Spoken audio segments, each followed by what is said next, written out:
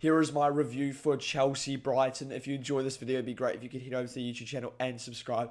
And straight away, you look at this result, and people will blame Enzo Maresca because they are on poor form. And it is the second time in a row that Chelsea have gone down to 10 men and look like they have no idea what they're doing. It looks like Enzo Maresca can't coach a side with 10 men. He just tells everyone to sit back. And that is what we saw from Chelsea once again after playing very well and playing good enough to definitely win the game in the first half.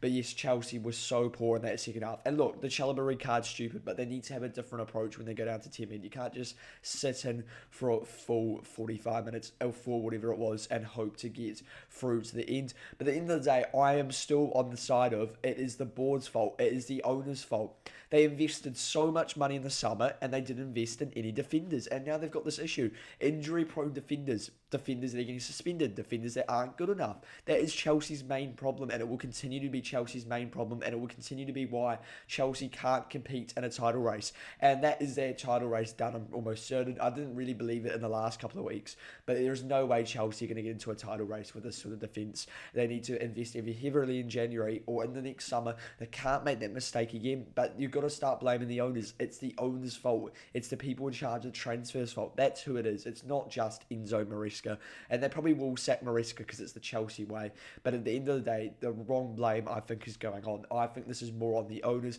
As well as this, they also have signed some pitiful wingers in the summer. Gittins, Garnacho, why not just invest in one good left winger? And look, Chelsea's transfer strategy has been awful once again. They've signed some decent players, but they've not signed players where they're absolutely needed. What about a keeper?